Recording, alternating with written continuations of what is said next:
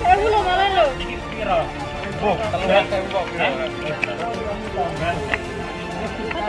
Kalau kosong kilo kira kilo. Kopongnya. Kena kamera apa? Kamu dhewe heran aku. Lah gorengane sadene lho kita. Nah.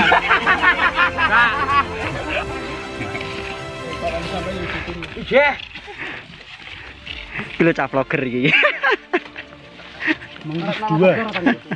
Bawain vlogger. Wah, CLBK iki. Sama CLBK. Budi CLBK yo. Masuk kak. Gen kita kok gendol. Monggo Mas. Berkat nih. Nggih. Surung berserta wasa tumplek iku pasir. Iya, nama serengenge areng ya. Ora apa-apa, lah medhungan ndak. Pedian. Sampean nyangkol kono, kita video iki. Yo, awet sing sampe. Iya. Wes cepet durasine kasep teh. Memorine kebak.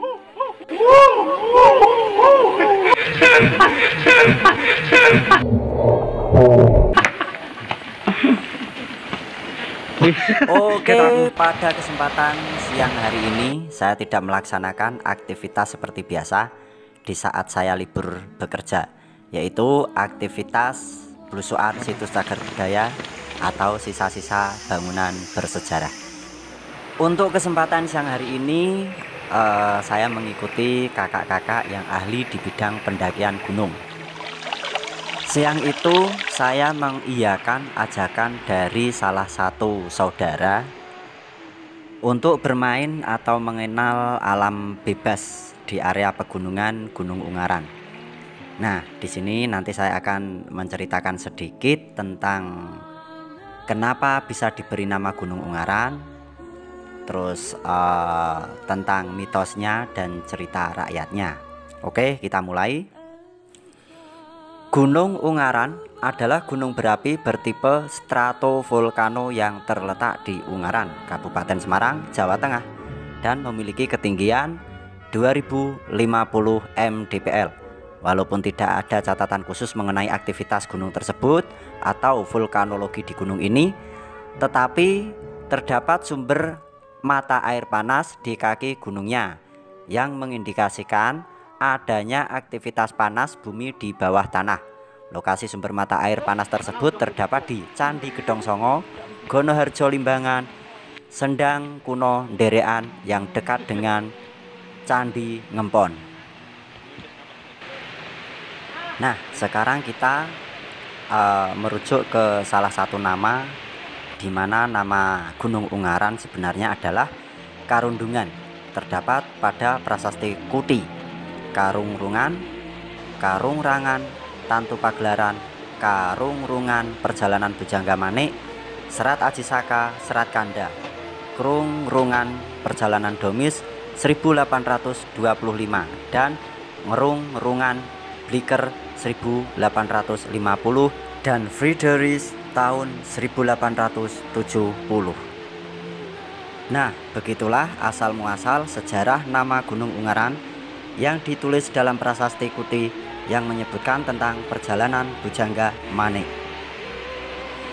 Untuk soal mitos atau legenda yang disematkan pada gunung, khususnya gunung-gunung di Indonesia, itu memiliki unsur kesamaan. Sebenarnya jika ditarik garis lurusnya atau kita disuruh menelaah tentang hikmahnya, pasti kita dapat tahu apakah yang dinamakan dengan unsur legenda ataupun mitosnya di setiap gunung. Karena leluhur kita pernah mengajarkan, di mana kaki kita berpijak, disitulah kita mendapatkan teman. Sama halnya dengan gunung, kita ibaratkan sebagai rumah. Kalau toh kita masuk ke rumah orang, kita tidak sopan, ya kita bakal dimarahi sama orang yang punya rumah. Begitu juga saat kita melakukan pendakian gunung, kita kan tidak tahu suasana atau kondisi gunung tersebut, bahwa sebenarnya gunung itu ada penunggunya. Jikalau kita memang memiliki perilaku yang tidak sopan, maka penunggu gunung itu akan marah. Sehingga muncullah apa yang dikatakan dengan mitos atau legenda rakyat.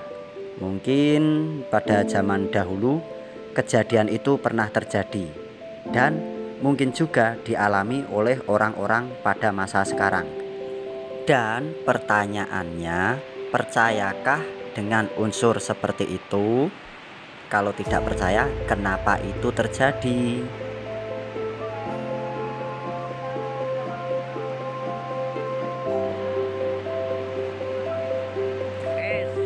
Sebenarnya kalau kita mau mencari atau kita mau menelusuri beberapa curug yang berada di lereng Gunung Ungaran, sepengetahuan saya itu ada sekitar 4 yang saya ketahui. Yang pertama Curug Semerang, yang kedua Curug Benowo, yang ketiga Curug Lawe, yang keempat Curug Lawe Sicepit, Kabupaten Kendal, yang berada di Desa Gondoharjo, Nglimut. Bagi warga atau turis lokal yang di luar Kabupaten Semarang, saat berada di Kabupaten Semarang dan ingin menikmati suasana alam, layaknya harus mendatangi lokasi curug ini. Terdapat sebuah tempat wisata bernama Curug Lawe dan Curug Benowo yang berada di Desa Kalisidi, Kecamatan Ungaran Barat. Sebenarnya daya tarik tempat wisata tersebut adalah alamnya yang masih asri, lantaran berada di bawah pengelolaan perhutani.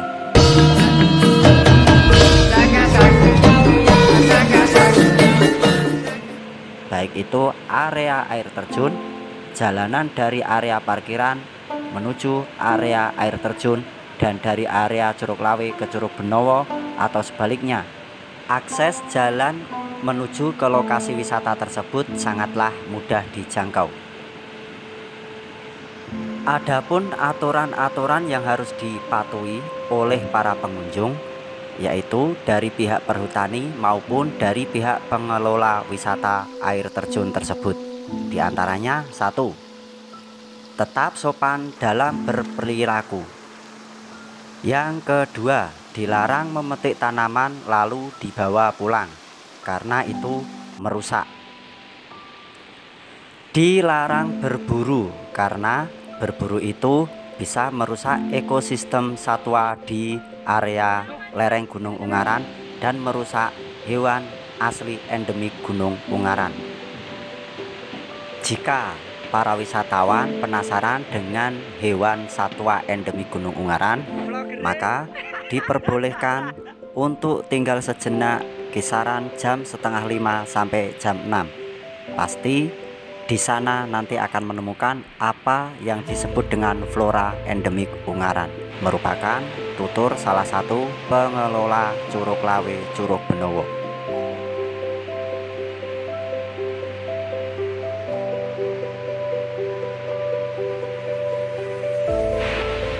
Masuk Mbak. Gue masuk yang dimensi lain loh. Assalamualaikum. Dimensi Kameru. Lah wis ana sing nunggu.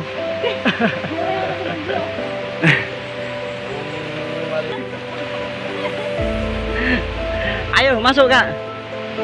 Engko tak bagi videone, tenangno pikirmu.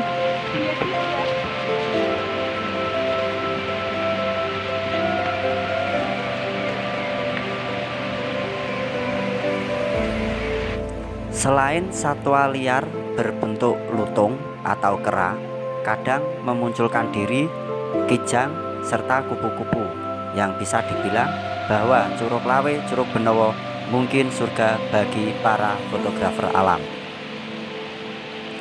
Karena disinilah para fotografer untuk mengolah imajinasinya.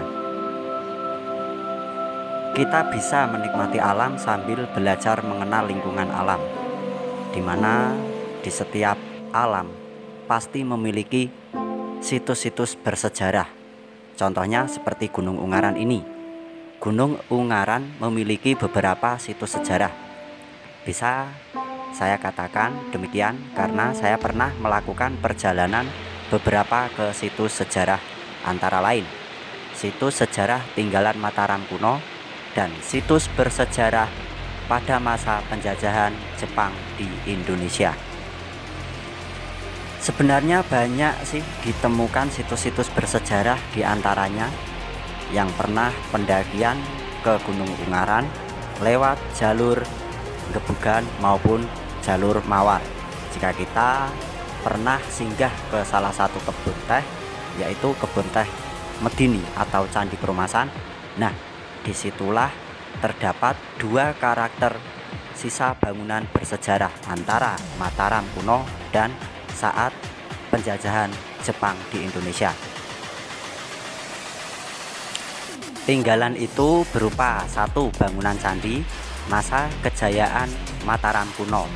Terdapat pula sebuah inskripsi yang bertuliskan 1376 Saka, yaitu saat kejayaan Raja Suhita memerintah Majapahit, berada di Gumuk Gajah ataupun yang disebut dengan Gunung Gajah, berada di sisi sebelah timur Desa Perumasan.